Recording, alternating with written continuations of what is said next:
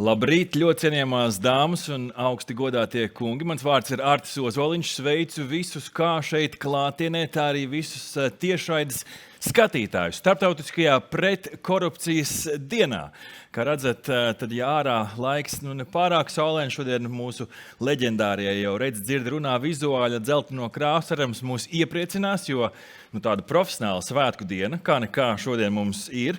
22 gadu atpakaļ ANO parakstīja Starptautisko pretkorupcijas konvenciju, kurā, starp citu, viens no punktiem tieši korupcijas mazināšanai ir trauksmes celšana, kas Latvijā tika nostiprināta likumā un jau sistēma darbojās. Un šodien KNAB valsts kancelējas un valsts administrācijas skolas rīkotajā pasākumā redzi, dzirdi, runā trauksmes celšanas mehānisms. Šodien un rīt mēs uzzināsim gan to, kā ir veicies līdz šim valsts kancelējas paspārnē, kā strādāsim tālāk. Darbs neapstājās. Nākamajā gadā stafetes kociņu pārņems KNAB, bet nekas neapstājās. Darbs iet uz priekšu, par to uzzināsim arī sīkāk. Dzirdēsim no iesaistītajām pusēm, dzirdēsim šajā profesionālajā svētku dienā arī iedvesmas uzrunu un lekciju no tiesības sardzes, taču par visu pēc kārtas ar sveicienu. Visaugstākajā līmenī mēs šajā rītā sagaidām priekšā ministru prezidents parlamentāro sekretāri Karinu Ploku ar aplausiem. Lūdzu, Karina. Labrīt, godātie kolēģi. Šodien šīs pāris stundas būs veltītas trauksmes celšanas likumam. Un man jāsaka, es diezgan labi atceros tās diskusijas, kad Saeimā šis likums tika pieņemts 3 lasījumos. Un bija ļoti daudz bažu, kas tas būs, kā tas būs, kāpēc tas būs. Bet es domāju, ka valsts kancelēja šajos 6 gados, vairāk kā 6 gados, ir pierādījusi, ka tā var būt labs kontaktpunkts, atbalsts, konsultants visiem tiem, kuriem šķiet, ka kaut kas varētu notikt arī savādāk. Trauksmes celšana ir viens no veidiem, kā sabiedrība var iesaistīties, un ir ļoti svarīgi, ka tas attiecas ne tikai uz publisko sektoru, bet arī uz privāto sektoru. Un mums kā sabiedrībai ir svarīgi, ka mēs zinām, ka visas institūcijas darbojas caurspīdīgi, ka mēs esam pārliecināti gan par publisko līdzekļu izlietojumu, ka tas atbilst mērķiem, un svarīgi ir arī savstarpējās attiecības katrā institūcijā. Un es tiešām domāju, ka valsts kanceleja šos gadus ir strādājusi, ieviešot jaunu lietu, ir strādājusi ļoti labi, un šodien ir tā diena, kad mēs simboliski nododam šo stafeti tālāk korupcijas novēršanas un apkarošanas birojam. Un nākamais gads, es domāju, iezīmējas ar vairākām tādām jaunām lietām, un šī ir viena no lielām pārmaiņām, ko, es domāju, mums ļoti veiksmīgi izdosies īstenot. Tādēļ es novēlu arī korupcijas novēršanas birojam nest tālāk šo stafetes kociņu, ieviest iespējams arī kaut kādas jaunas lietas, un es domāju, ka mums visiem kopā kā sabiedrībai ir svarīgi saprast, ka šī trauksmes celšana ir viens no tiem veidiem, kā mēs varam padarīt mūsu sabiedrību labāku. Paldies! Paldies, Plokas kundzei! Uzklausīsim tālāk līdzšinējos bastiona turētājus trauksmes celšanā valsts kancelējas direktoru Raivi Kronbergu. Sagaidām ar aplausiem! Labrīt! Augstu godātie kungi, Straumes kungs, ļoti cienējamās dāmas, valsts kancelējas kolēģi un eksperti, kas visi bija jau iesaistījušies šajā procesā. Kā jau ministrs prezidents parlamentāra sekretāri minēja, tiešām tas ir vairāk jau kā 6 gadi, turpat 7 gadi, kad nākamgad ar likumdevēja spēku mēs šo funkciju trauksmes celšanas kontaktpunktu un šo trauksmes celšanas likuma garu nodosim korupcijas apkarošanas birojam. Bet tieši kā jau tika minēts, ar to jau darbs nebeidzās. Ļoti daudz ieguldīts, valsts kancelējas loma un citu ministriju ekspertu loma bija tieši izveidot šo kontaktpunktu, izstrādāt šo mehānismu, kā mēs varam ērtāk, drošāk izmantot šo kontaktpunktu, lai vairot cilvēkiem uzticību par to, par ko viņi ceļ trauksmi. Bet darbs ir turpināms, un tas turpināmais darbs ir tieši pie sabiedrības skaidrošanas. informēšanas un uzticības vairošanas. Un es gribētu iezīmēt to uzticību kā fundamentu vai pamatbūtību, jo, ja būs uzticēšanās, būs lielāka aktivitāte. Būs, protams, arī vairāk darbs, bet tāds jau ir mūsu visu valsts pārvaldes misija, kopīgi celt šo uzticēšanos un palīdzēt iedzīvotājiem arī atrast šo taisnīgo risinājumu. Un pat cik tika minēts un arī no Arta puses piesaukts, ka šodien arī tiks atskatīts par šiem 6-7 gadiem paveikto, kādi ir tie plusi, mīnusi, kas ir tās uzlabojumās sadaļas, kur vēl ir jāvērš akcenti, lai šis trauksmes kontaktpunkts būtu spēcīgāks. Mēs gribam ar valsts kanclējas kolēģiem nodot arī simbolisku caur poēta Blaumaņa noveles Tālavas taurētājs stāstu. Tātad cilvēks, kurš nebaidījās no ienaidnieka mudinājuma klusēt, cēlās kājās un pūta taurē. Pūta taurē un mudināja cilvēkus paņemt drosmi un aizstāvēt savu tautu caur šo drosmi. Arī šodien tad mēs pasniegsim tādu simbolu. Es negribētu teikt, ka ceļojošais kauss, jo noteikti trauksmes punktam ir kaut kur jānosēžās, viņš jātīsta, bet vienkārši simbols par to, kad ir jāceļās kājā, jāpūš taurē, skaļi par to jārunā un jāvairo uzticību. Paldies jums!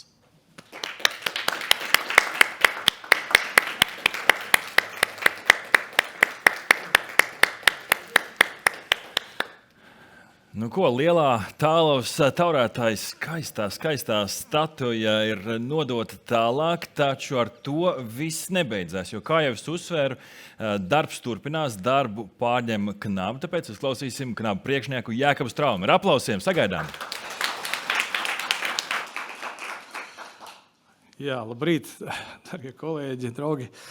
Nu, šis bija pārsteigums, varbūt mēs varētu likumu pārstāvēt par Tālavas taurētāju likumu. Tāds priekšlikums varbūt, kad tagad būs mūsu rokās, varbūt, kad mēs vairs ministrēt. Jā, tad labdien, cienījami pasākumu viesi, klātesošie arī tie, kas vēro šo tiešsaistē. Labdien, valsts un pašvaldību iestāžu institūciju profesionāļi. Tie ir īpaši, kas nodarbojās ar šiem trauksmes celšanas jautājumiem. Man ir tas gods jūs visus šodien sveikt Starptautiskajā pretkorupcijas dienā. Trauksmes. Paldies. Protams, vispirms es vēlos pateikties valsts kanclējai un valsts administrācijas skolai, kas ļāva mums iespēju šodien satikties un runāt par šo būtisko tematu. Man ir tādas pāris tēzes, tas sarakstīts. Bet, manuprāt, tiem profesionāļiem, kas to lietu saprot, tas jau nebūtu vairāk tā kā nekāds jaunums. Tas ir būtisks integritātes jautājums. Un ir būtiski, lai katrs sabiedrības loceklis saprastu, cik patiesībā trauksmes celšana ir nozīmīgs solis katram. Un tas neatiecās tikai uz valsts pārvaldi, vai uz korupcijas jautājumu, vai interešu konfliktu jautājumiem.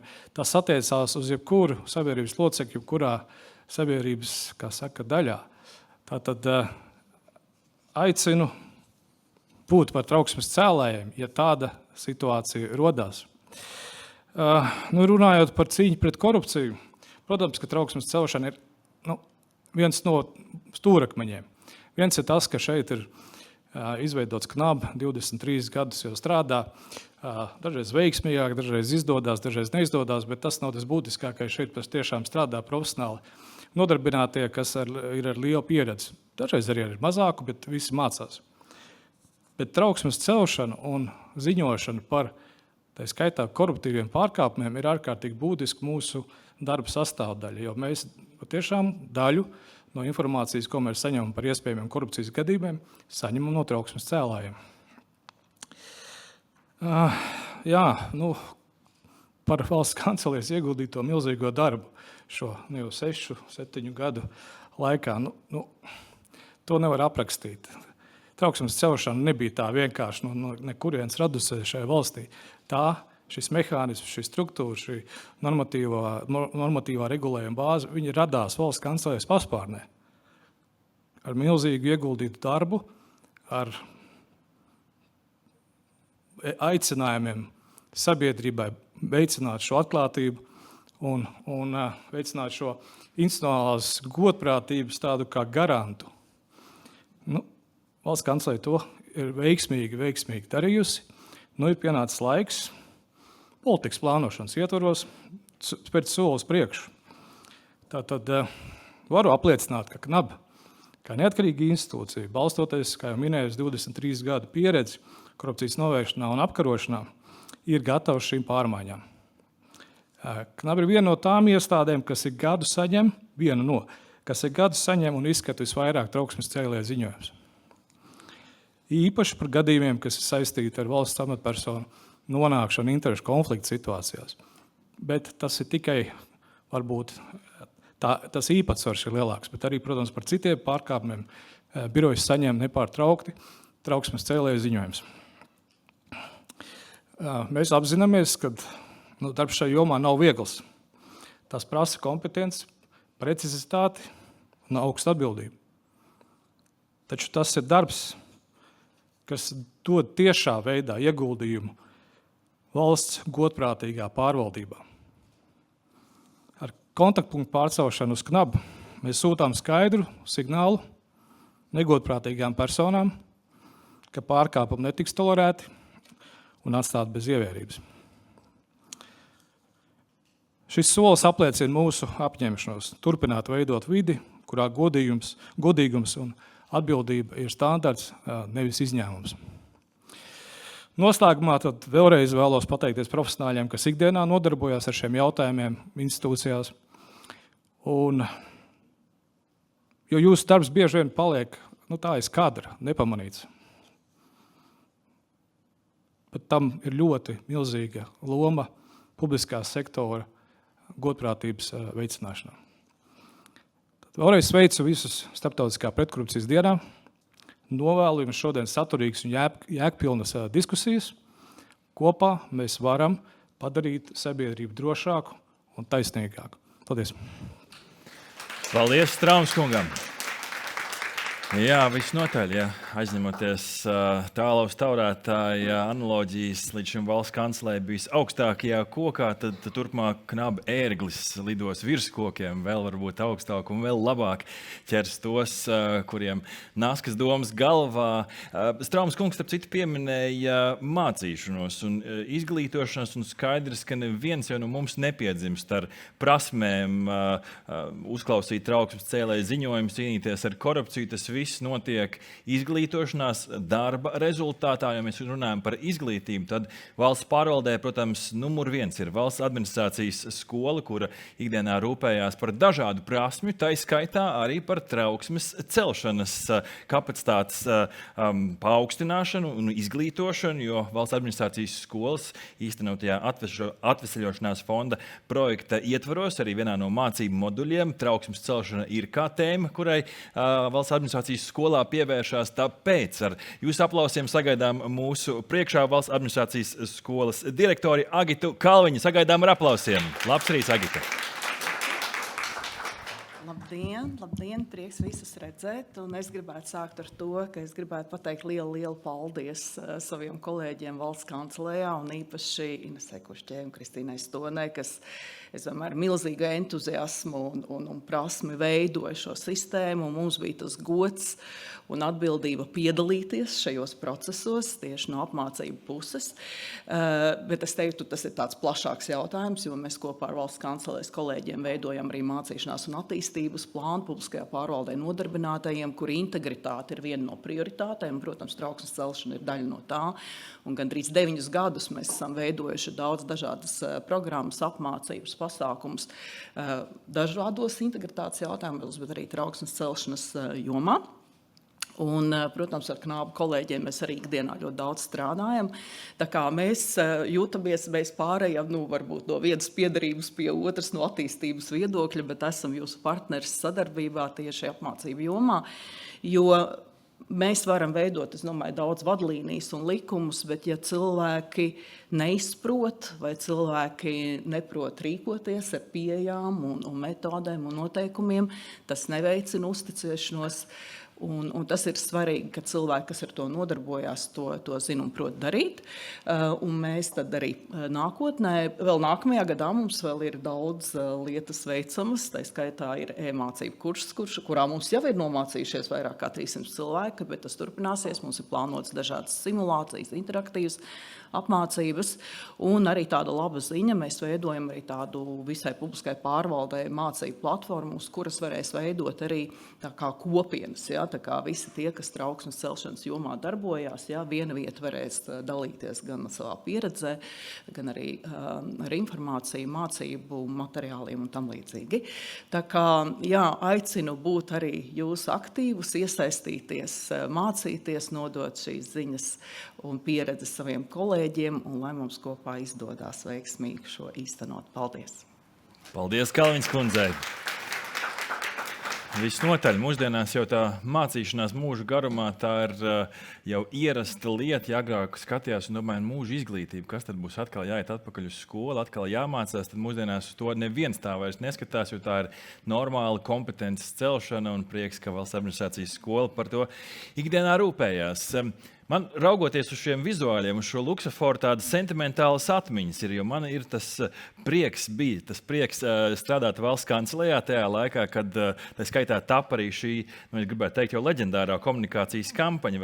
Vēl šobaldienu šos vizuāļus es redzu publiskās vietās, un toreiz es jau tikai strādāju ar to jauko publisko daļu un domāju par to, vai luksafors ir labs simbols vai nē, bet bija citi kolēģi, kuri jau sen pie tā strādāja, kolēģi, kurus mēs ļoti novērtējam, jo tā institucionālā atmiņa, tā ir tāda lieta, ko pat valsts administrācijas skolā būs grūti iedot, tur ir vajadzīga tā praktiskā pieredze un tās zināšanas, tāpēc ar atskatu par padarīto valsts kancelējas paspārnē aicināšu priekšā un ar jūsu aplausiem sagaidīsim vienu no valsts kancelējas kontaktpunkta turētājiem Inesi Kušķi. Sagaidām ar aplausiem.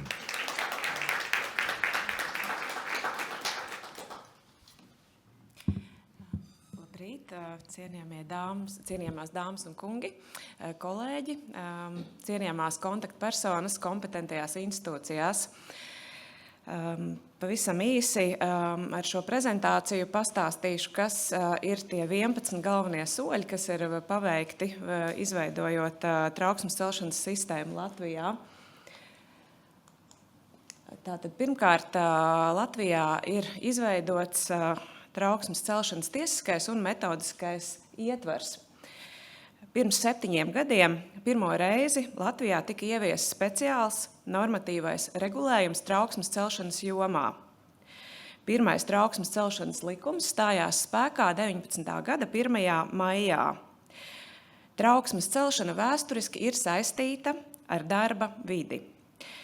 Tika izvēlēts 1. maijs kā likuma spēkā stāšanās diena, jo tajā dienā visā pasaulē svin darba svētkus. Tika izcelta darbinieku strādājošo nozīme, iestājoties par drošu darba vidi un spējot saulaicīgi novērtēt esošos riskus, piemēram, pretlikumīgas darbības, netaisnību, nepienācīgu izturēšanos pret kādu sabiedrības grupu, piemēram, savas organizācijas klientiem, kas var būt bērni, seniori, un ceļot trauksmi par jebkādiem citiem pārkāpumiem, kļūstot par šo te ziņotāju no iekšienes. Šis likums mums šodien liekas pašsaprotams, bet pirms 10 gadiem ideja daudziem radīja bažas un izstrāde ilga vairākus gadus. 19. gadā, neilgi pēc likuma spēkā stāšanās, Eiropas Savienība pieņēma trauksmes cēlēju direktīvu, un dažus gadus vēlāk likums tika papildināts, un rezultātā 22. gadā jau stājies spēkā 2. trauksmes celšanas likums. Un pērn mēs šogad precīzāk, mēs izstrādājām tātad grozījumus, tas 3. reize, kad likums tiek pilnveidots, un jau šobrīd Saeimā šonedēļ ceram, ka notiks 2. lasījums. Un, protams, viena no izmaiņām ir kontaktpunkta nodošana KNAB. Un, lai darbs ar trauksmes cēlējiem būtu efektīvs un vienveidīgs, ir arī izstrādāts 2 vadlīnijas un ir ziņojuma veidlapa, kas tiek plaši izmantota un arī regulāri pilnveidota. Tātad otrais paveiktais darbs ir tas, ka ir attīstīta trauksmes celšanas sistēma balstoties kopējā mērķī. Un tās ir 3 savstarpēji saistītas un savstarpēji papildinošas lietas. Pirmkārt, veicināt, motivēt iedzīvotājus celt trauksmi sabiedrības interesēs. Otram kārtam ir izveidoti mehānismi, tātad īpaši droši kanāli, kā trauksmi celt, un ir nodrošināta pienācīga trauksmes cēlēju aizsardzība. Pie tam likuma tātad būtība ir šīs lietas sasaistīt kopā. Treškārt, par ko jau runāja direktors, izpratne par trauksmes celšanu.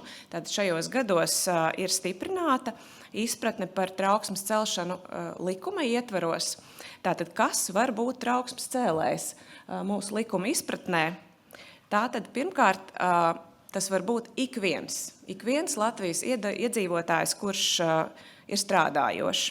Ja savā darba vietā kādu dienu novēro iespējamu pārkāpumu, un šis pārkāpums skar plašākas sabiedrības intereses.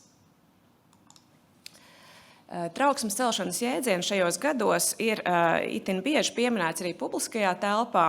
Šeit daži piemēri, kura ceļ trauksmi plašākā nozīmē sabiedriskas organizācijas, kā arī dažādās nozarēs strādājošie, vai tā būtu veselības, kultūras nozare vai sporta nozare. Mūsu secinājumi ir, ka dažkārt šīs ziņas atbilst likumam, dažkārt plašāk ir lietots termins. Tomēr kopumā aicinām ikvienu kompetento institūciju pievērst uzmanību un izvērtēt šādas publikācijas presē. Un, kas attiecas uz gatavību celt trauksmi? Droši vien katram pesimistiem vai optimistiem būs dažāds skatījums, vai tas ir daudz vai maz. To es jums ļauju pašiem spriest, bet pēc 24. gadā Dālnas veiktās aptaujas 43% saka, jā, esmu gatavs celt trauksmi, ja esmu kāda pārkāpuma liecinieks. Un 2 galvenie iemesli necelt trauksmi. Pirmkārt, neticu, ka tas kaut ko mainīs, ka tam ir kāda jēga. Un otrs, baidītos zaudēt darbu vai pieredzēt kādas citas nelabvēlīgas sekas. Līdz ar ko mūsu secinājums un cerība, nododot šo mehānismu jau tālāk, ir, ka šajos gados mums ir izdevies kaut nedaudz stiprināt trauksmes celšanas nozīmi kā demokrātiski atbildīgu rīcību. Un, ka trauksmes cēlēju raksturo trauksmes cēlēju ideālo tēlu tieši rūpes par tiesiskumu, par taisnīgumu un drošu darba vidi. Tā ir iestāšanās par citiem sabiedrības locekļiem. Un visbeidzot, tas ir jau, kas arī tika pieminēts, pilsoniski aktīvs iedzīvotājs, kuram ir vēlme līdzdarboties savas valsts attīstībā. Šajos gados ir izveidots un kopumā praksē darbojas trauksmes celšanas mehānisms, kas sastāv no dažādiem elementiem. Pirmkārt, trauksmes celšanas 3 līmeņi - iekšēji, vēršanās kompetentā institūcijā, jeb direktīvas izpratnē ziņošana ārējie kanāli, un visbeidzot trauksmes celšana sniedzot informāciju publiski, un jau dažus piemērus jums rādīju, tā varētu būt vēršanās pie kāda žurnālista, vai arī mūsdienās ir sociālie tīkli, un var arī pats informāciju publiskot, vai citos veidos. Līdztekus tam trauksmes cēlēju kontaktpunkts kā centrālais koordinējošais mehānisms, un neesam vienīgi ar šo, tā varētu teikt, starpnieku lomu ir arī biedrībām, nodibinājumiem, ārotbiedrībām, kas arī var atbalstīt trauksmes cēlējus. Un visbeidzot, kompetentās institūcijas, kas ir tāds pamatelements, ko mēs esam šajos gados iedzīvinājuši, jo Latvijā nav noteikts saraksts ar iestādēm, kurās var vērsties trauksmes cēlēji. Tā var būt tik viena iestāde, līdzīgi kā iesnieguma likumā. Attiecīgi iestādēs ir gan atbildīgās personas, gan kontaktpersonas, gan arī šie drošie ziņošanas kanāli, kas visbiežāk izpaužas kā šis trauksmes ēpasts. Kādi tad ir rezultāti kompetentajās institūcijās? Katru gadu, pateicoties arī jūsu ikviena ieguldījumam, mēs apkopojam datus, cik personas ir vērsušās katrā institūcijā, cik no tiem ir atzīti par trauksmes cēlējiem, tā ir aptuveni 1/3 daļa.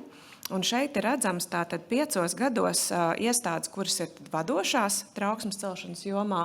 Tātad mūsu korupcijas novēršanas un apkarošanas birojas ir godpilnajā 2. vietā, 1. vietā valsts ieņēmuma dienests.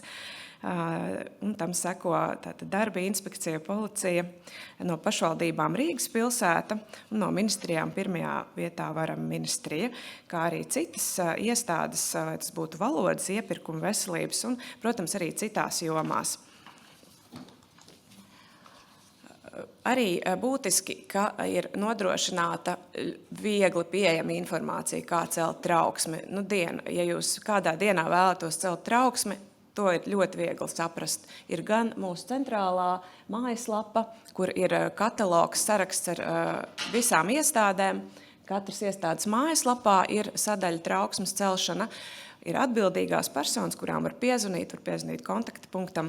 Tā kā, ja ir vēlme ziņot, saprast, kā to darīt, mūsuprāt, ir diezgan vienkārši. Jā, mēs esam veikuši plašas izpratnes veicināšanas aktivitātes pirmajos likuma pastāvēšanas gados. Arts jau minēja redz, dzird, runā kampaņu, kas bija visā Latvijā ar mērķi vērst uzmanību šim jaunajam likumam.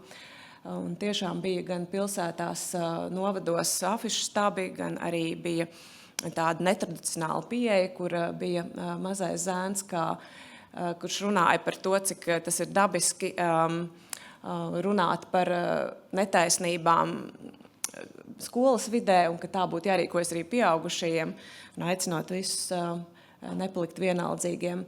Mūsuprāt, šīm kampaņām ir ietekme uz trauksmes cēlēju aktivitāti, un to arī mēs dzirdam starptautiski. Tā kā novēlam KNAB rast līdzekļus un spēkus un turpināt izpratnes veicināšanu. 7. ir bijuši trauksmes cēlēji. Tas droši vien pats galvenā ziņa. Trauksmes cēlēji ir mūsu valstī. Šeit ir kopējais skaits tātad īpaša aktivitāte bija šajos pirmajos gados, bet pēc tam viņi stabilizējusies savukārt no 22. gada. Redzam, ka kopā vairāk kā 2000 iesniegumu. Ko tas nozīmē? Tātad tie ir visi, kas ir vērsušies aizpildot veidlapu vai citā veidā, vēloties celt trauksmi kādā pašvaldības valsts institūcijā pie mums kontaktpunktā. Un no tiem 652 ir atbilduši šīm likuma pazīmēm un atzīti par trauksmes cēlējiem. Tātad, kā jau es minēju, aptuveni 1/3 daļa. Un 8. ir tātad skaits ar garantijām trauksmes cēlēju aizsardzībai, kas likumā ir paredzētas. Un ir ļoti svarīga praktiska rīcība, lai tās piemērotu, kas pamatā ir saistīta ar pašu trauksmes cēlēju rīkošanos tajā brīdī, kad viņam ir radīts, ja viņam rodas šīs nelabvēlīgās sekas. Un tad ir aizsardzības garantijas, no kurām varbūt gribētu izcelt 2. Pirmā ir valsts nodrošinātā juridiskā palīdzība, kuru var saņemt tiesu administrācijā. Latvijā ir unikāla šī prakse, jo parasti valsts nodrošinātu juridisku palīdzību sniedz, piemēram, maznodrošinātiem iedzīvotājiem, bet šeit mēs arī esam šo instrumentu attiecinājuši uz trauksmes cēlējiem, jo viņi palīdz valstī atklāt pārkāpumus. Tātad kopumā bijuši 6 personas no tātad publiskā sektora, 9 no privātā sektora un kopskaitā 18 gadījumos šī juridiskā palīdzība ir piešķirta. Un otrs ir konsultācijas par tiesību aizsardzību. Tas ir ļoti būtiski, jo, ja trauksmes cēlējiem rodas sekas, tad tā ir situācija, kurā ir nepieciešams padoms, jo ne visi trauksmes cēlēji ir juristi vai valsts pārvaldē nodarbinātie, un viņi nevienmēr saprot, kā rīkoties. Ir 3 iestādes, kurās šo palīdzību var lūgt, arī kontaktpersonas var sniegt atbalstu. Tā kā mēs esam apzinājuši aptuveni 10 šādus gadījumus gadā, bet droši vien tādi gadījumi ir vairāk tie personas, kas mums ir zināmas. Kas attiec uz tiesvedībām, starptautiski ir pieņemts vērtēt trauksmes celšanu pēc tiesvedību skaita seku gadījumos. Tik smalka statistika mums nav izdevies iegūt, novēlam KNAB pie tā vairāk strādāt. Mēs esam izpētījuši visus tiesas spriedumus, kuros likums ir pieminēts, un vidēji ir tātad 5 līdz 13 tiesvedības gadā. Lūk, un visbeidzot, protams, varbūt ar ko vajadzēja sākt, tā ir identitātes aizsardzība, atslēga veiksmīgai trauksmes cēlēju aizsardzībai, jo, ja to izdodas aizsargāt, tad šīs represijas ir maza varbūtība, ka viņas būs.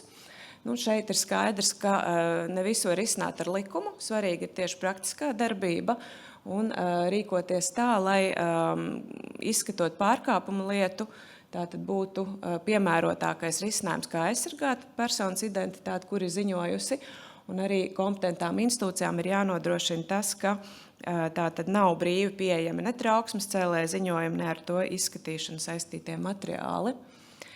Un runājot par aizsardzību, nevaram nepieminēt administratīvo atbildību. Arī atcerēsieties, cik bija par to garas debatas, ka tāda ir nepieciešama. Un viņa ir ieviesta, ir vairāki administratīvie pārkāpumi, kurus varam izmantot. Visbūtiskākais ir par seku radīšanu trauksmes cēlējiem, tad alternatīva tiesvedībām, ja tā varētu teikt. Un otra monētas puses par apzinātu nepatiesu ziņu sniegšanu arī ir šī atbildība. Mūsu secinājumi ir, ka atbildība netiek piemērota pietiekama, vai varētu teikt, tiek piemērota ļoti maz. Šajos gados 5 procesi, un nevienā nav konstatēti šie pārkāpumi. Tā kā atkal varbūt par to varētu turpināt izpēti jau knāps. Un jau tuvojoties beigām, ir sekmīgi noritējis process pārņemot Eiropas Savienības trauksmes cēlēju direktīvu. Un attiecīgi šeit gribētos uzsvērt to, ka arī Eiropas Savienības līmenī tātad šī trauksmes celšana ir atzīta kā kaut kas būtisks, kopējs visām Eiropas valstīm, un direktīva izceļ ziņošanu par noteiktiem pārkāpumiem. Mūsu likums ļauj ziņot par jebko, tad direktīvā ir tādas jomas kā, piemēram, iepirkumi, finanšu tirgus, produktu pārtikas drošība, transporta drošība, vides aizsardzība. Un par šiem pārkāpumiem var ziņot gan mūsu kompetentajām institūcijām, gan, protams, iekšēji savā darba vietā, bet arī ir iespēja ziņot Eiropas Savienības iestādēm, un tad mums būtu šādas personas jāaizsargā Latvijā. Un nobeidzot, mūsu varbūt tāds novēlējums un secinājums pēc šiem gadiem, ka varbūt pats galvenais, lai trauksmes celšana Latvijā tiktu veicināta, ir sabiedrības attieksme un organizāciju kultūra. Un tas droši vien ir lēns process, lai tas mainītos. Mūsuprāt, tas mainās, varbūt arī ar jauno paudzi, ar tādiem modernākām iestādēm, uzņēmumiem šī attieksme mainās. Šeit ir citāts no kāda starptautiska pētījuma. Tātad izšķiroša loma ir uz atklātību vērstai organizācijas kultūrai, kur ir zināms, kas notiek tālāk ar trauksmes cēlēju ziņojumu, un ir arī nopietna vadības attieksme pret trauksmes celšanas sistēmu. Un tātad darbiniekiem ir iespējas, ka uz viņu bažām tiek reaģēts. Tātad, ja šāds iespējas nerodās, tad daudz mazāk iespēja, ka cilvēki cels trauksmi. Tā kā novēlu jums ikvienam savā iestādē rūpēties par to, lai kolēģi justos droši, ja kādu dienu ir kas pamanīts un ir vēlme celt trauksmi. Tā kā paldies un lai knapi viss izdodās. Paldies. Paldies, Inesē, par detalizēto ieskatu viss kā uz dēlnes. Varbūt, ka mums ir kādi auditorijas jautājumi. Mums ir mikrofons, mums ir kompetentie klātesošie dalībnieki arī šeit. Ja nu kāds Zoomā grib kādu jautājumu iesūtīt, variet to darīt arī jautājumu formā čatā. Pieņemsim arī tādu variantu. Ines, varbūt pavisam īsi. Ja nu kāds paceļ roku, bija starp citu kāds kuriozs gadījums, vai vienmēr tā trauksme tika ziņota par pareizām tēmām? Varbūt, ka pašā sākumā bija kāda pārpratuma, par ko tad drīkst ziņot un par ko nedrīkst? Jā, kurios gadījumi katru dienu. Es domāju, jums arī tas ir pazīstams klātesošajiem, šī saskara iedzīvotājiem. Mums ir ikdienas, vai tas ir telefona zvans vai e-pasts, vai saņemts jau iesniegts ziņojums. Ir gadījumi, kad šie gadījumi nav saistīti ar darbu, Tas ir tas raksturīgākais, varbūt, kad mēs saprotam, jā, ka tas nevar būt trauksmes cēlējs, jo tā likumā tas ir noteikts, tāds arī vēsturiski, tāds ir arī citās valstīs. Līdz ar ko es teiktu, tie kuriozākie gadījumi ir, nezinu, kādam senioram ir plīsis ūdens vats un pašvaldība daudzus gadus to nelabo. Un tad ir tā cerība, ka varbūt tad caur šo trauksmes celšanas mehānismu to var atrisināt. Vai kāda sieva zvana slepeni no aizvērtām durvīm istabā par to, ka vīram ir problēmas darbā, ka, piemēram, par viņu netiek maksāt nodokļi. Vai mēs varam kaut kā palīdzēt? Un ko jūs dariet tādā brīdī, kad ziņo par to plīsušo trubu, tad piespēlēt tālāk pašvaldībai šo jautājumu? Ja godīgi, jā. Atbildīga rīcība. Lai gan it kā tas mums nebūtu jādara, bet šajos gadījumos mēs mēģinām palīdzēt cilvēkiem. Izskatās, Ines, ka tur savu prezentāciju visus esi nošarmējis, tāpēc aplausi tev. Paldies! Jau dzirdējām uzrunās, ka sabiedrības informētība ir ļoti svarīga nianse. Es saņēmu ziņu, ka mums ir arī mediju pārstāvji, tāpēc amatpersonas lūkšu būt pievienoties priekštelpā šobrīd uz komentāriem arī medijiem. Mēs gan, protams, turpināsim ar saturīgo lekciju, taču sabiedrības informēšana ir būtiska, tāpēc lūkšu amatpersonas arī doties aprunāties un pastāstīt arī plašākai sabiedrībai par to, kā darbs ir noritējis un kā darbs turpināsies. Taču mēs šodien šeit noteikti turpinām, jo mums ir profesionāla svētku diena.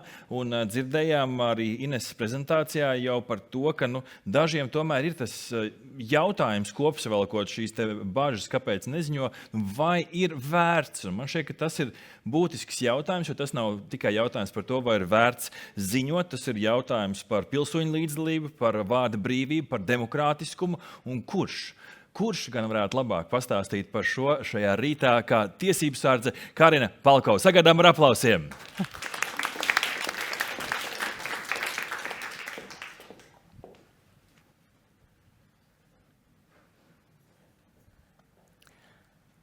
Labrīt! Manuprāt, ir skaidrs, ka ir ļoti grūti iedvesmot cilvēkus, kas paši iedvesmo. Bet es mēģināšu. Uzdevums nav viegls, bet es tiešām mēģināšu. Un es neteikšu, ka es iedvesmošu vai centīšos iedvesmot. Es drīzāk stāstīšu mūsu pieredzi, stāstīšu mūsu stāstus un arī bišķi filozofu stāstus. Tad jau redzēs, vai iedvesmos. Pirmais, protams, gribu pievērsties vēsturei. Bez šaubām. Trauksmes celšana. Mēs šobrīd runājam, ka tas ir kaut kas pats par sevi saprotams. Bet tas tā arī ir patiesībā. Trauksmes celšana ir termins, par kuru mēs, un izpratne, par kuru mēs sākam runāt jau senē Grieķijā un senē Romā, kur jau tajā laikā, tik ļoti sen, eksistēja cilvēki, kas aicināja nākt, ziņot, stāstīt. Stāstīt par to, kas nepatīk tajā pārvaldē, tajā senajā laikā. Un to laiku jau bija likums Lex Papija, kurš tiešā veidā neteiktu, ka dublē esošo, bet doma jau bija ļoti, ļoti līdzīga. Tad mēs attīstījāmies kā sabiedrība, gājām tālāk un esam nonākuši līdz viduslaikiem. Nekas nav mainījies. Trauksmes celšanas jautājums nebija atstāts novārtā, un mēs tik un tā par to runājam un aicinājām sabiedrību runāt, aicinājām cilvēkus runāt. Un kas notika? Tie cilvēki, kas strādā ar trauksmes cēlāju, tie bija pacelti gaisā. Tie bija cilvēki, kuru ieguldījums bija tik ļoti novērtēts. Tas bija ļoti cienījams amats. Pagasta ciemos pilsētas par šiem cilvēkiem zināja, cienīja, atbalstīja, ja viņi bija tie, kas ir devuši atbalstu un ticību sabiedrībai, ka visu var labot. Mēs arī tiekamies uz to pašu, vai ne? Mēģinam vismaz.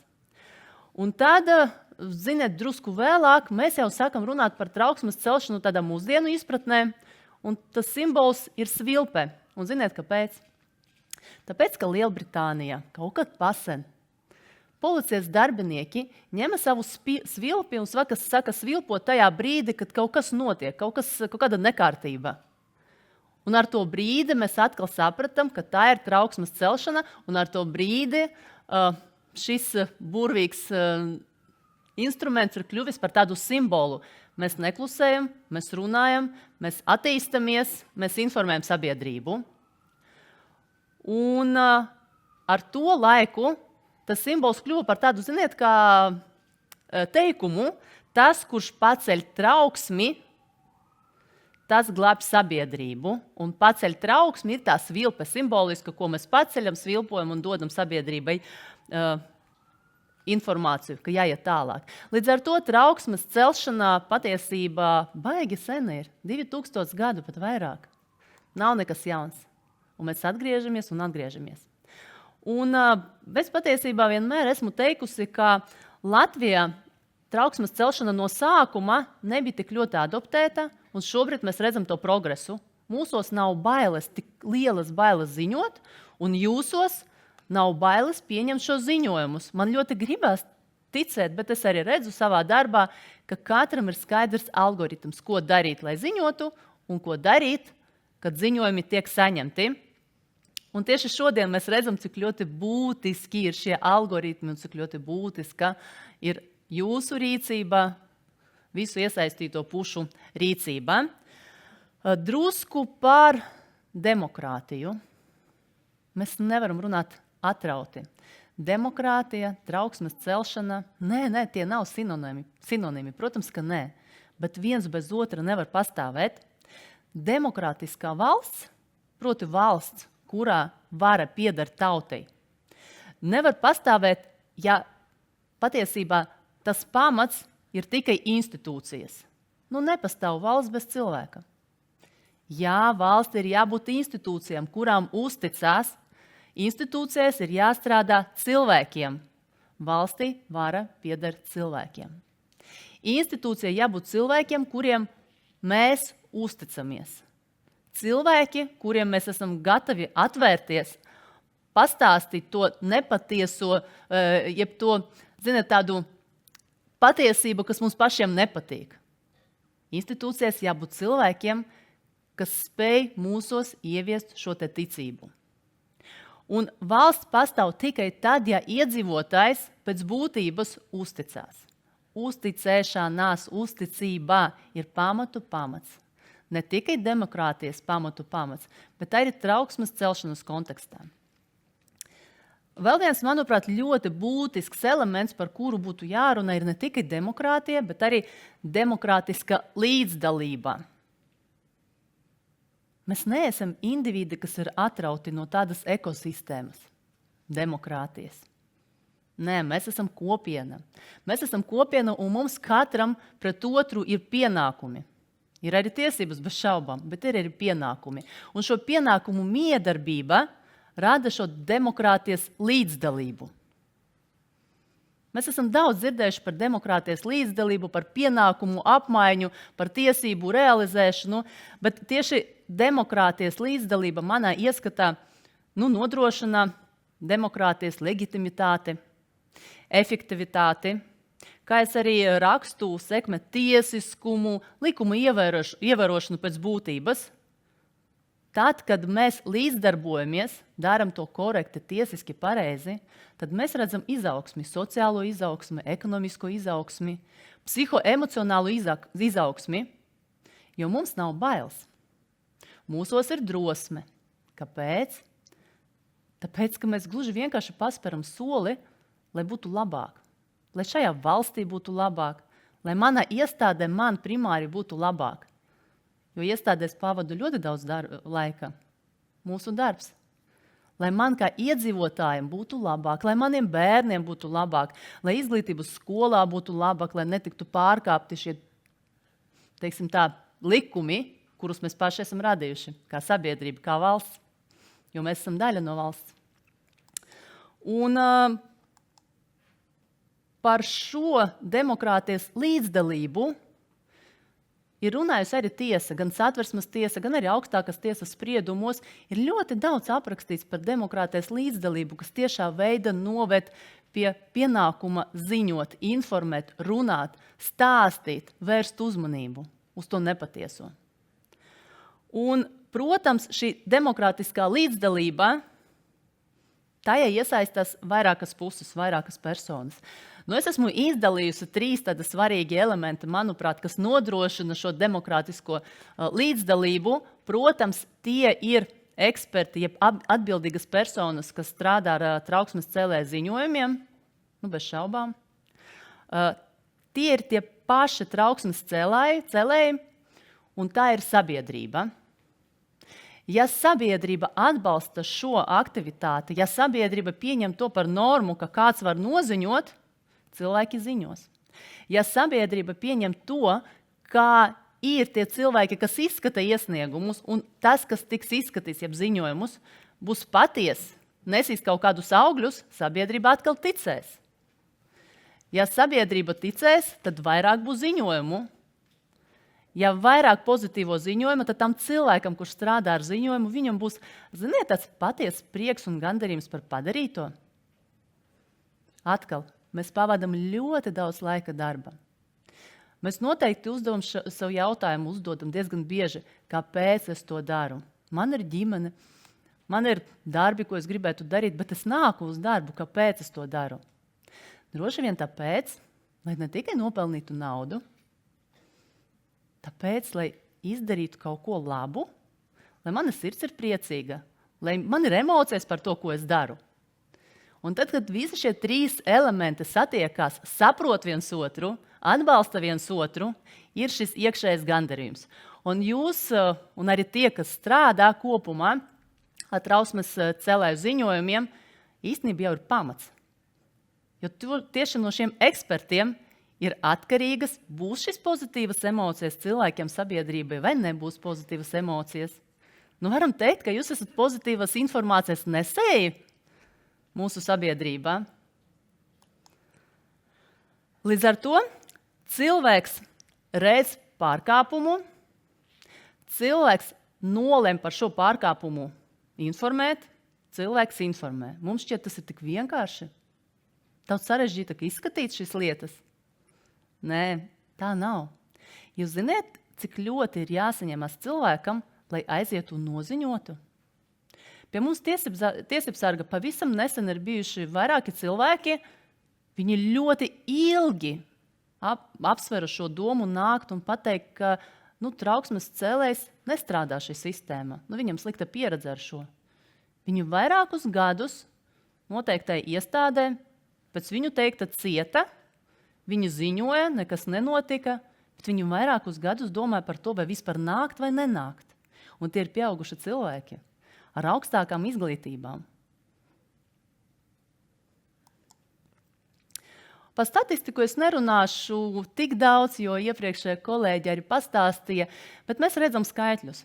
400 gandrīz bišķiņ vairāk par 400 iesniegumiem, tas ir maz vai tas ir daudz? Es nezinu. Man nav ar ko salīdzināt. Es pieļauju, ka tas nav maz, bet iespējams tas varētu vairāk būt. Protams, gribās, lai šo ziņojumu ir vairāk, bet gribās, lai šie ziņojumi ir kvalitatīvi. Gribās, lai šie ziņojumi ir jēgpilni, lai mēs viens otru nepārslogojam, lai mēs kā sabiedrība, ka cilvēki saprotam, kur ir jāceļ trauksme, kur tomēr nav.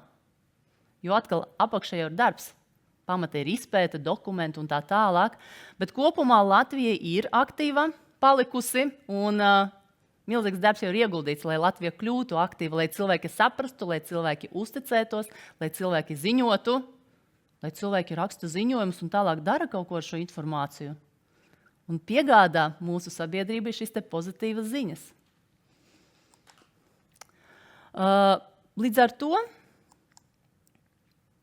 trauksmes celšana nav jau sūdzēšanās. Tas nav tā, ka man gribas pasūdzēties un es tagad destabilizēšu sistēmu, traucēšu strādāt un raudāšu par to, cik ļoti man ir slikti dzīvot šajā pasaulē. Tas nav par to. Nē, tā nav sūdzēšanās. Tas ir pilsonisks pienākums. Nekas cits. Mums katram ir pilsonisks pienākums, kā valsts iedzīvotājiem, pastāstīt, ka te ir sistēmiskas problēmas. Te netiek ievērots likums, te ir korupcija, te ir potenciālie riski. Es tā to uztveru. Tam tā droši vien jābūt. Tā nav sūdzēšanās. Jā, Latvijas vēsturē, un arī līdz šim ir bijuši šī stigma, es nosūdzēšu kādu, kādam būs slikti no tā. Bet ja es nenoziņošu, slikti būs citi personu grupai, iespējams, lielākai personu grupai. Trauksme, man jāsaka, ir tāds pretstats, tā ir rīcība sabiedrības interesēs. Un tajā brīdī, kad mēs visi sapratīsim, ka tā ir rīcība sabiedrības interesēs, mēs arī sapratīsim, cik, jūs jau to saprotat, cik ļoti svarīgs un ļoti atbildīgs ir šis darbs ar trauksmes cēlēju ziņojumiem sabiedrības interesēs. Un tajā brīdī, kad cilvēks izvēlās runāt, nevis klusēt, iet, nevis sēdēt mājās, tajā brīdī man šķiet, mēs jau kā valsts esam vinnējuši. Mēs esam iekustinājuši cilvēkus. Mēs esam ienesuši to ticību cilvēkā. Ticību, ka var izdoties, var arī neizdoties, bez šaubām. Līdz ar to es esmu atbildīgs par šo valsti un sabiedrību tieši tāpat, kā ir atbildīga institūcija, kura es strādāju. Šādā mana ieskata ir tā cilvēku savstarpēja domāšana, to cilvēku, kas raksta, ceļ trauksmi, un to cilvēku, kas strādā institūcijās un strādā ar attiecīgajām lietām. Nu, tagad palūkosimies uz trauksmes celšanu tādā cilvēktiesību dimensijā. Trauksmes celšana nav procedūra. Nu, nav tā procedūra. Ja mēs domāsim, ka tā ir procedūra, man šķiet, mēs tālu netiksim. Tā nav procedūra. Tā ir sabiedrības pašaizsardzības mehānisms. Kā mums atveseļoties, kā mums kā sabiedrībai uzlabot savu veselības stāvokli. Kā izārstēt sistēmu, kas varbūt kaut kur bišķi slimo. Ir kāda kaite. Un šī trauksmes celšana ir balstītā cilvēktiesībās, bez šaubām balstīta vērtībās un balstīta atkal uzticēšanā. Un jāsaka, ka trauksmes celšanas pamats, tādas no cilvēktiesību perspektīvas raugoties, mūsu ieskatā ir vārda brīvība. Trauksmes celšana balstās vārda brīvībā. Un vārda brīvība, tas jau nav tā, ka tev ir tiesības runāt, izteikties.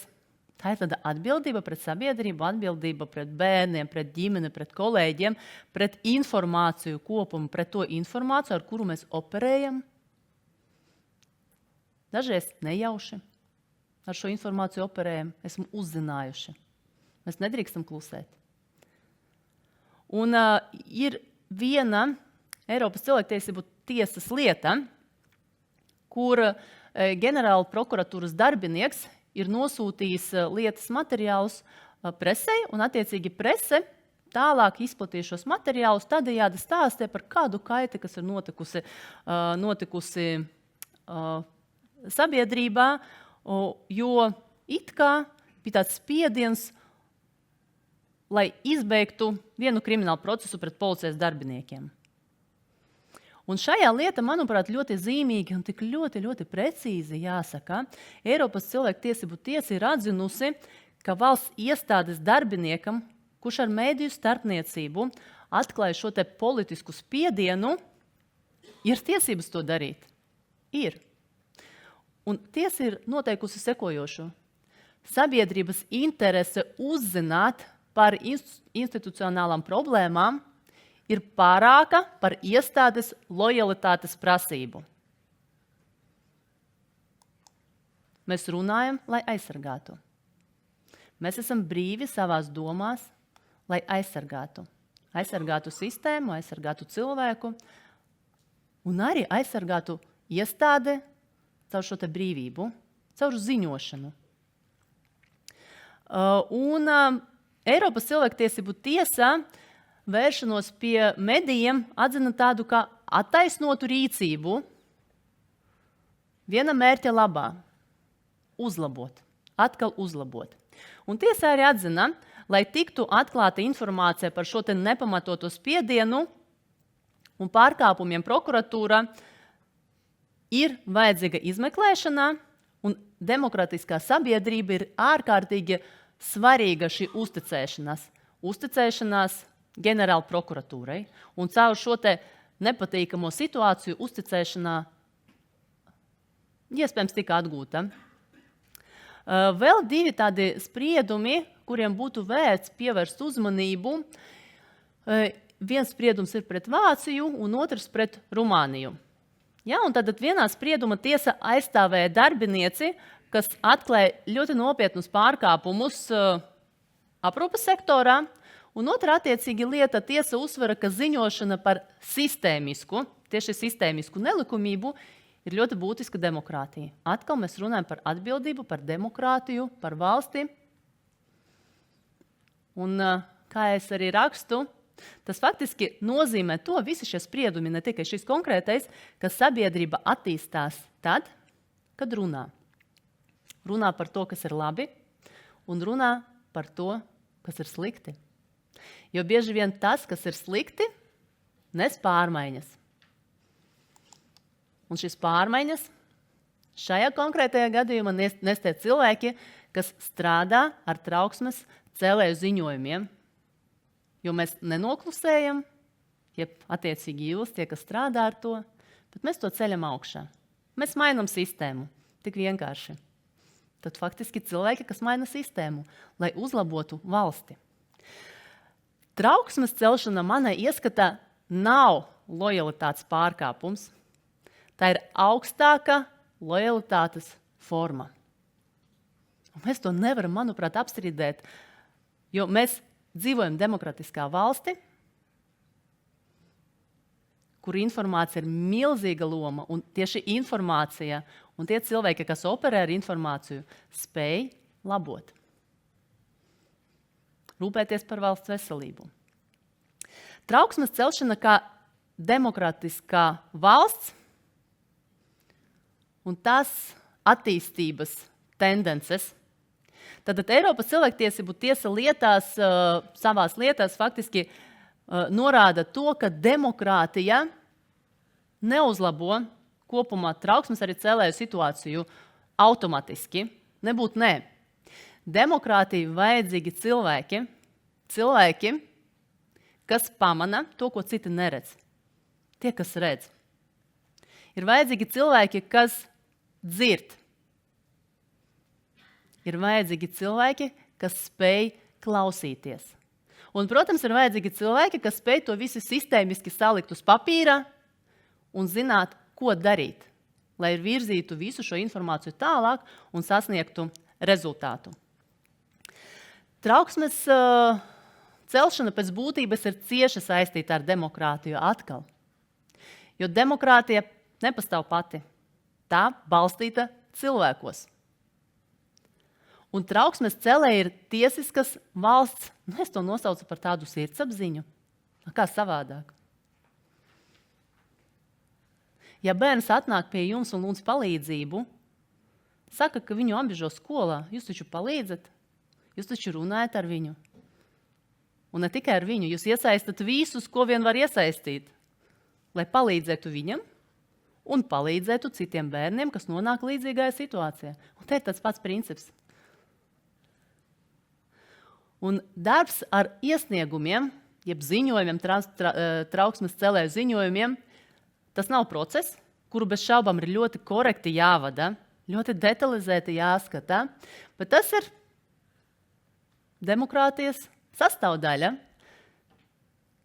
Tā ir demokrātijas spēja pašattīstīties un augt. Jūs esat demokrātijā. Viss ir vienkārši. Jūs palīdzat demokrātijai attīstīties un augt. Un eksperti manai ieskata, kas ir atbildīgi par trauksmes celēju ziņojumu,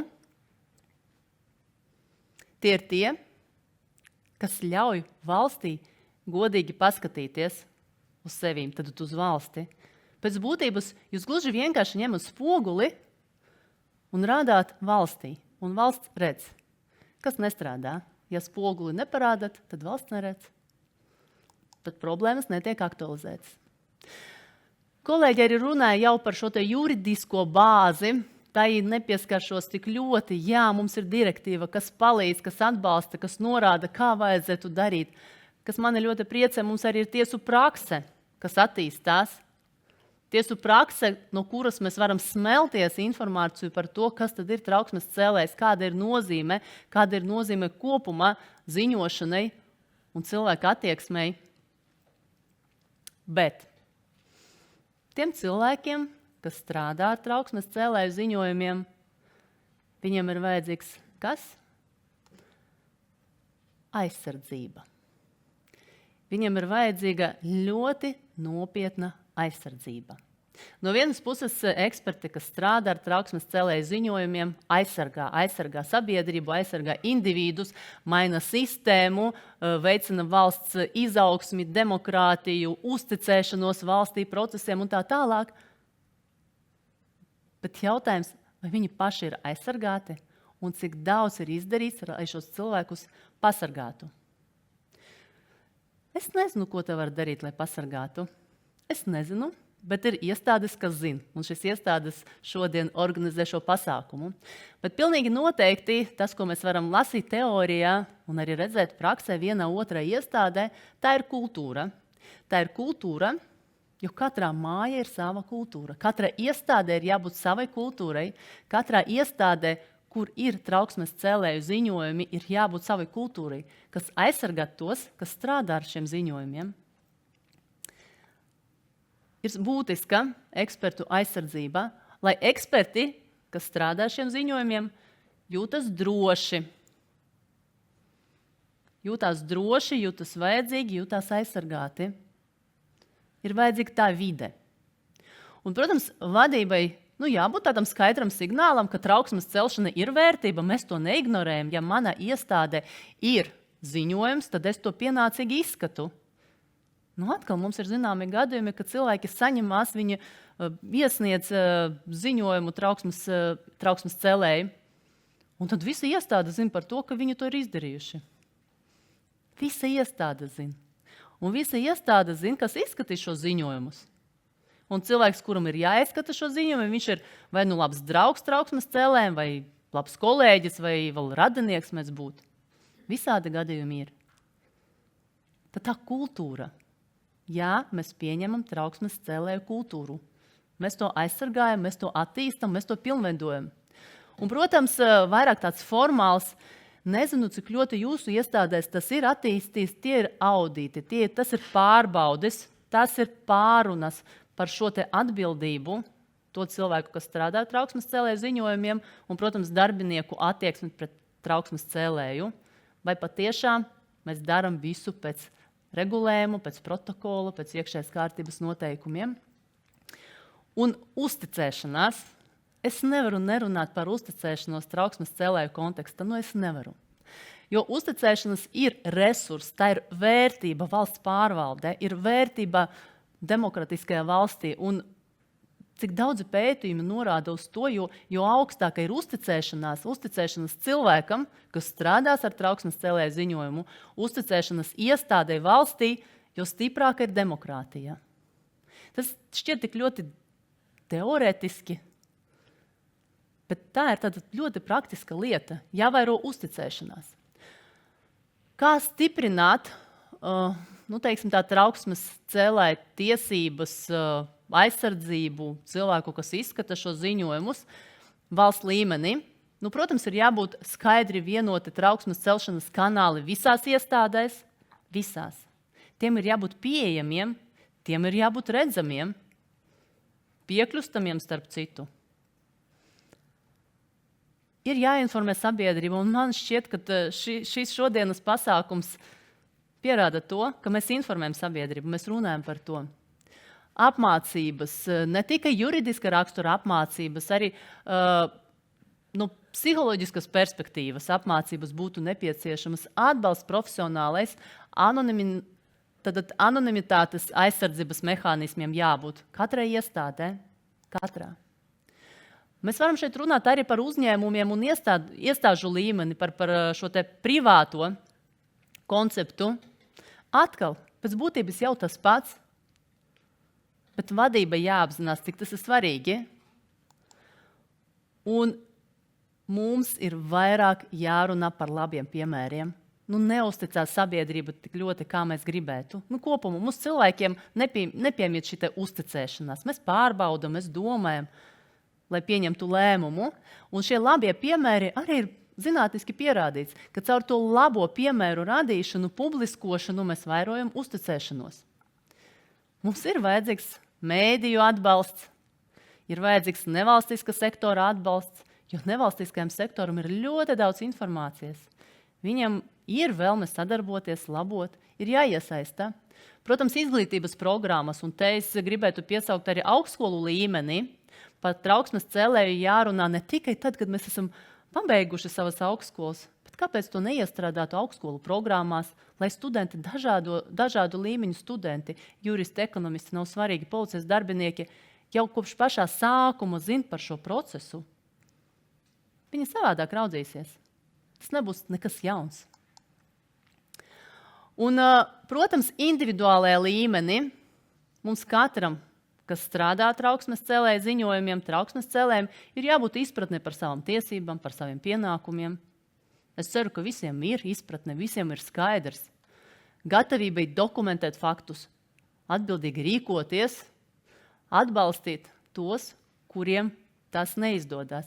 Jo ir jāsaprot, ka man šķiet, ka jūs esat tādi, tie, kas strādā trauksmes cēlēju ziņojumiem, jūs esat tāds glābiņš, pie kura cilvēki nāk. Tā ir tāda cerība, ka var būt labāk.